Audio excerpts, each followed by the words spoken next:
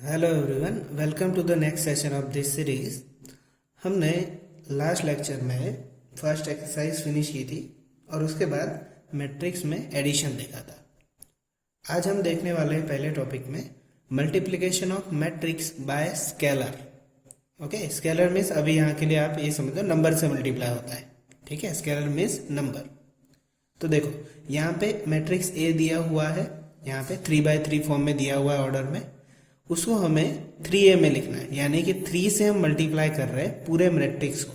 तो हम कैसे करेंगे, देखो 3 इंटू ए, इसे ऐसे लिखेंगे, हर एक एलिमेंट को हम 3 से मल्टीप्लाई करेंगे। 3a का मतलब यही होता है।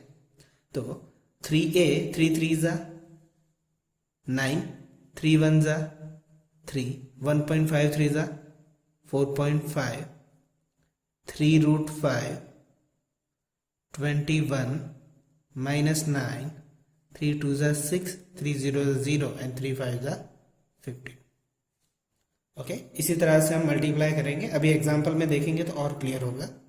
उसके बाद एक और सिर्फ नोटेशन देखना है, negative of matrix is denoted by negative of A. तो नेगेटिव ऑफ ए को सिर्फ -1 लगा दिया और इस तरह से हम लिख सकते हैं। Now the next is difference of matrices. अब डिफरेंस ऑफ मैट्रिसेस हम करते हैं, उसी में मल्टीप्लिकेशन का टॉपिक क्लियर हो जाएगा। पर जैसे ही एडिशन में कंडीशन थी कि दोनों ही सेम ऑर्डर में होने चाहिए, एडिशन में कंडीशन थी कि जो फर्स्ट मैट्रिक होगा ऑर्डर का होना चाहिए, सेम ऑर्डर में होने चाहिए। तो यहाँ पे कंडीशन क्या है, ए इज इक्वल टू दिया हुआ है, ओके, 2x3 मैट्रिक्स दिया हुआ है, सिमिलरली 2x3 मैट्रिक्स है, और फाइंड 2a माइनस बी, यानी डिफरेंस है तो दोनों सेम ऑर्डर में होने चाहिए, तो वो है कंप्लीटली। और यहाँ पे 2a यानी मल्टीप्लिकेशन भी आ जाता है। तो चलो लिख लेते हैं कुछ इस तरह से, 2a माइनस बी। तो 2 a जो है वो 1 2 3 2 3 1 माइनस b जो है 3 माइनस 1 3 माइनस 1 0 2। तो पहले मल्टीप्लाई कर लेते हैं, 2 1 जा 2 हो जाएगा, हर एक एलिमेंट से मल्टीप्लाई होगा। 2 2 जा 4, 2 3 जा 6, 2 2 जा 4, 2 3 जा 6, 2 1 जा 2, अंदर मल्टीप्लाई हुआ। अब यहाँ पे देखो माइनस को हम कुछ इस तरह से लिख लेते हैं, माइनस को सबको अंदर दे देते और यहाँ पे प्लस लिख सकते हैं। वैसे आप चाहो तो डायरेक्ट हम मल्टीप्लाई कर सकते हैं, अभी मैं लास्ट में करके दिखाऊंगा, वैसे भी हम कर सकते हैं, कोई प्रॉब्लम नहीं है। ठीक है, ये माइनस को सबको अंदर दे देते, प्लस 3 क्या हो जाएगा, -3, माइनस माइनस क्या हो जाएगा, +1, minus plus -3, minus minus +1 0 and -2। तो अब यहाँ पे हम कर लेते हैं इसे, 2 माइनस 3 क्या होगा, -1, 4 प्लस 1 क्या होगा, 5, 6 माइनस 3 3, 4 प्लस 1 5, 6 6 0 है इसलिए 2 माइनस 2 0। ओके, तो ये हमारा आंसर है, ये जो माइनस में किया हुई। आप चाहो तो ये चीज़ डायरेक्टली कर सकते थे, लाइक 1 माइनस 3, पर उस पर हमें यहाँ से हर चीज़ कैलकुलेट करनी होती, हर साइन। 1 माइनस 3 क्या होता है, सॉरी यहाँ पे नहीं, यहीं से डायरेक्टली। ओके, 2 माइनस 3, तो यही डायरेक्टली मिल जाता। ठीक है, मैंने 2 मल्टीप्लाई करवाना भूल गया। ओके, अब देखो एक्चुअली मैं जो समझाना चाह रहा हूँ वो कुछ इस तरह से, 2 4 6 4 6 2 माइनस, अगर ये ऐसा ही होता, मैं इसकी बात कर रहा था कि यहाँ से लेके अगर यही स्टेप डायरेक्टली ये प्लस वाला ना लिख के मैं माइनस ही करता तो कैसा होता, 2 माइनस 3 -1, 4 माइनस -1 +1 हो जाता, तो 4 + 1 कितना होता है, 5। इस तरह से भी आप कर सकते हो अगर आपको अच्छे से प्रैक्टिस हो जाती है तब बाद में। ठीक है, अब नेक्स्ट टॉपिक देखते हैं, ये इसका आंसर है, डिस्कशन अबाउट प्रॉपर्टीज। तो वो प्रॉपर्टी की बात कर रहे हैं जो आप पहले से पढ़ के आए हो। For example A and B अगर दो मैट्रिक्स है तो a plus B is equal to B plus A होता है। तो इसे क्या कहते थे, कम्यूटेटिव प्रॉपर्टी कहते थे। फिर a plus B plus C is equal to A plus B plus C, पहले a और b में ब्रैकेट, बाद में लास्ट में b और c में ब्रैकेट, इसे एसोसिएटिव प्रॉपर्टी कहते थे।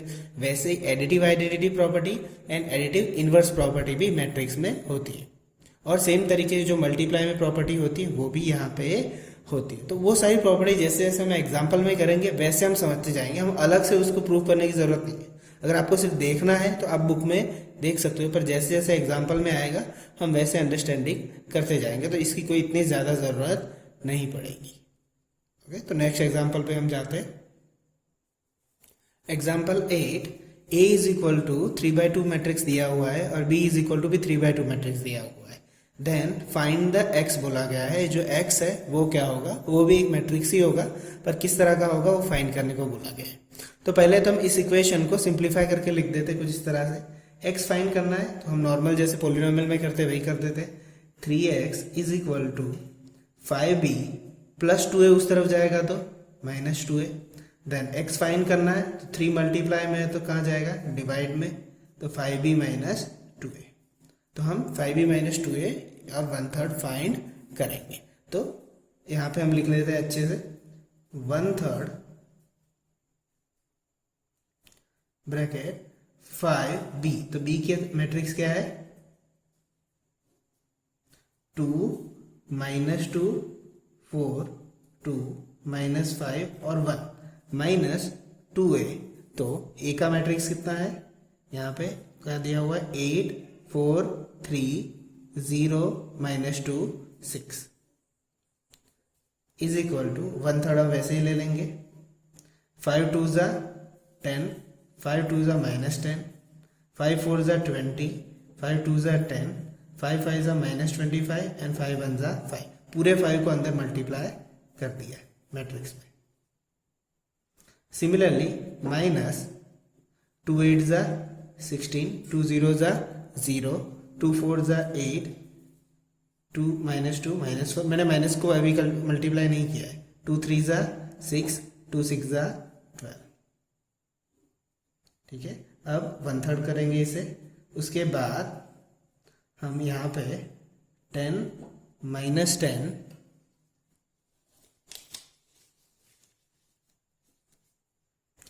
20 10 -25 5, ये माइनस को हम अंदर लगा देते तो यहाँ पे क्या हो जाएगा, प्लस हो जाएगा। -16 0 -8 +4 -6 -12।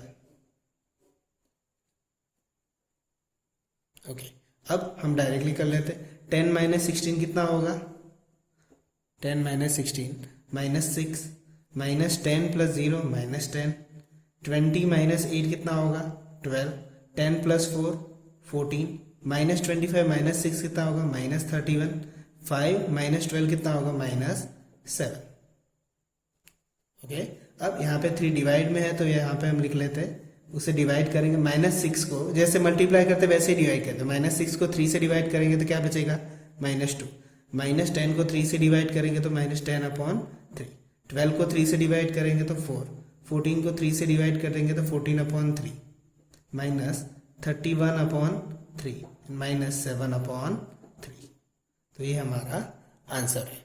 ठीक है, इस तरह से हम सॉल्व करेंगे। मल्टीप्लिकेशन और सब्ट्रैक्शन को कैसे यूज करते हैं वो डायरेक्टली करेंगे। अगर आपको ये स्टेप ना लिखना हो तो डायरेक्टली आप ये लिख सकते हो, कोई प्रॉब्लम नहीं है, पर इस शुरुआत है थोड़ी, इसलिए हम डिटेल से देख रहे हैं, बाद में हम भी इसी तरह से करेंगे।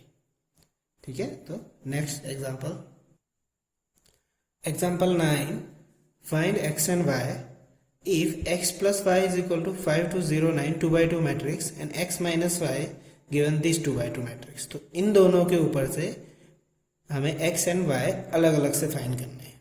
ठीक है, तो अब हम यहाँ पे एडिशन और सब्ट्रैक्शन की मदद से करेंगे। तो देखो, ये वैसे तो दो तरीकों से आपको क्लियरली दिख रहा है, a + b a - b। तो जैसे ही हम देखते डायरेक्टली क्या ख्याल आता है, a² - b²। पर अभी तक हमने मल्टीप्लिकेशन सीखा नहीं है, तो हम सिर्फ एडिशन और सब्ट्रैक्शन का ही यूज करेंगे। तो देखो, इन दोनों को मैं कुछ इस तरह से लिख देता हूँ, दोनों के बीच में प्लस कर देता हूँ। x + y plus x - y, दोनों का मैंने प्लस किया। लेफ्ट हैंड साइड प्लस किया तो राइट हैंड साइड भी प्लस करेंगे। 5 2 0 9 प्लस 3 6 0 -1। तो देखो y यहाँ पे क्या हो जाएगा, कैंसिल हो जाएगा। x + x क्या होगा, 2x इज इक्वल टू, यहाँ पे 5 + 3 क्या होगा, 8। 2 + 6 8। 0 + 0 0। 9 - 1 8। तो x इज इक्वल टू, ये 2 जो मल्टीप्लाई में वो कहाँ जाएगा, डिवाइड में जाएगा सामने। 8808। तो x इज इक्वल टू क्या बचेगा, 2 से डिवाइड हुआ तो 8 को 2 से डिवाइड होगा 4, ये भी होगा 4, यहाँ भी 4 और 0 divided to 0। x is equal to actually कितना मिला, 4 4 0 और 4। अब इसी को किसी एक इक्वेशन में रख देते, x plus y is equal to कितना दिया है, 5209। तो x इज इक्वल टू कितना मिला है हमें, 4404 plus y is equal to 5209। तो y इज इक्वल टू क्या होगा, 5209।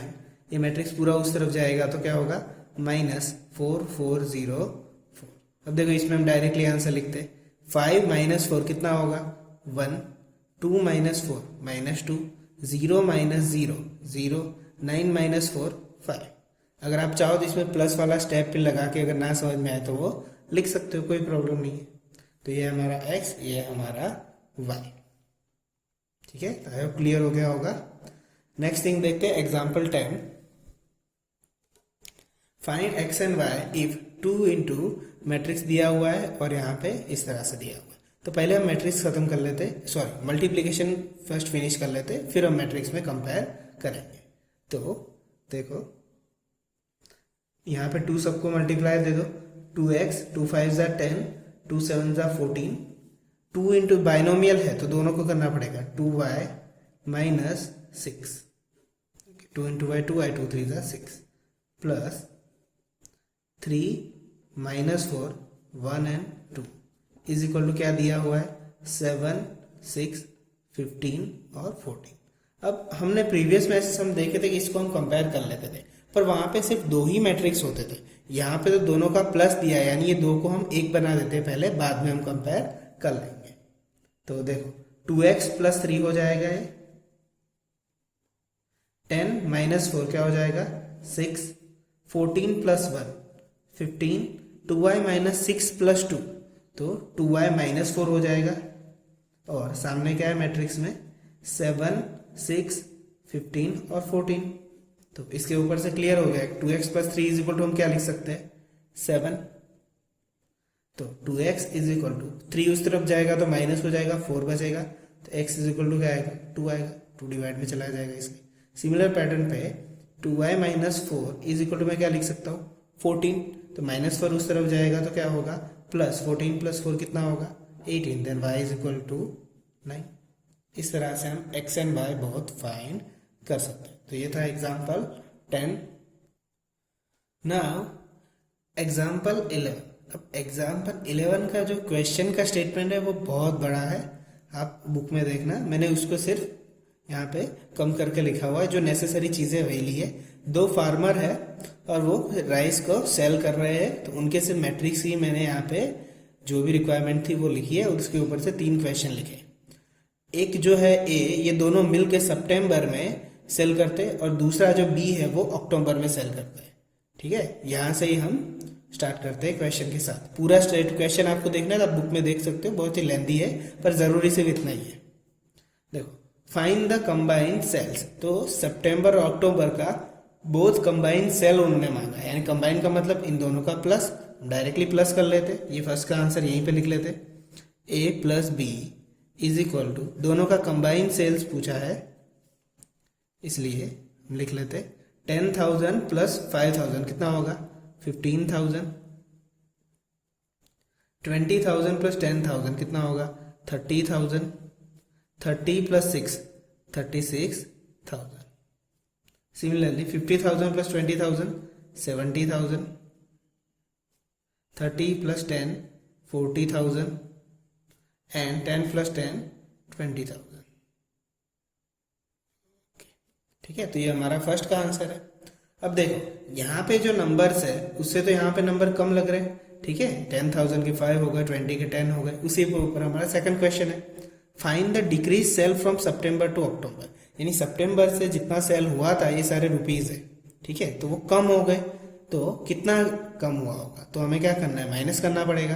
तो हम कर लेते a - b कर लेते, जैसे यहाँ पे हमने अभी प्लस किया उसकी जगह पे हम क्या करेंगे, माइनस करेंगे। ठीक ठीक है। तो 10,000 में 5,000 जाएंगे तो 5,000, 20,000 में 10 जाएंगे तो 10,000, 30 में 6 जाएंगे तो 24,000, 50 में से 20 जाएंगे तो 30,000, 30 में से 10 जाएंगे तो 20,000 एंड 10 में से 10 जाएंगे तो 0। ओके, तो इतना यहाँ पे डिक्रीज हुआ होगा, वही मांगा है। Now the third question is the receiving 2% profit on gross sales, compute profit for October, यानी कि 2% प्रॉफिट हुआ इनको अक्टूबर में सेल करने के बाद, तो वो कितना हुआ होगा। तो सिर्फ अक्टूबर की बात हुई है यहाँ पे, तो सिर्फ हम क्या करेंगे, यहाँ पे क्या लिखेंगे, 2% ऑफ अक्टूबर। अब 2% अक्टूबर का मतलब कौन सा मैट्रिक्स है, बी, 2% ऑफ बी।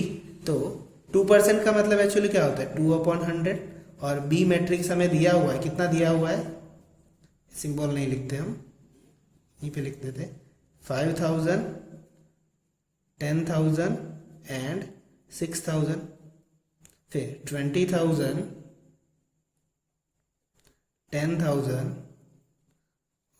मैट्रिक्स छोटा पड़ गया, 10,000। ओके, तो नाउ नेक्स्ट, तो 2/1000। अब इसको मैं 0.02 तरीके से भी लिख सकता हूँ, पर हम नहीं लिखते, देखो डायरेक्टली कट करने में काम आएगा। तो अब यहाँ पे लेंदे ले लेते, तो 2/100 सबसे साथ मल्टीप्लाई कर लेते, 10,000, 2/100 into 6,000, 2/100 into 20,000, 2/100 into 10,000 and 2/100 into 10,000। Okay, तो अब इसे हम किस तरह से लिख लेते, कट कर देते हैं 0 0, 2 0 यहाँ पे कट हो जाएंगे, तो 52 ज़ा 100, 2 0 यहाँ पे काट दो, 102 ज़ा 200, 2 0 यहाँ से काट दो, 62 ज़ा 120। सिमिलर 0 0 कट, 200 इंटू 400, 2 0 कट हो जाएंगे तो 200, और यहाँ से 200 हो जाएगा। अगर आपको डायरेक्टली ये समझ में आता है, इसी स्टेप की जगह यहाँ डायरेक्टली आ सकते हैं, यहाँ पे डिटेल में एक्सप्लेनेशन देना होता है, इसलिए मैंने यहाँ पे लिखा हुआ है। ठीक है, तो ये एग्जाम्पल 11 था। तो आई होप कि मल्टीप्लिकेशन, एडिशन और सब्ट्रैक्शन का डिफरेंस थोड़ा क्लियर हो गया होगा। अब हम नेक्स्ट वीडियो में मल्टीप्लिकेशन की बात करेंगे, बट मैट्राइसिस से मैट्राइसिस की। ठीक है, यहाँ पे हमने स्केलर से मल्टीप्लाई किया था, प्लस किया और माइनस किया, इसके रिगार्डिंग हम उसके बाद उस सेकंड एक्सरसाइज में भी चलेंगे। ठीक है, तब तक के लिए बाय, नेक्स्ट वीडियो में मिलते हैं।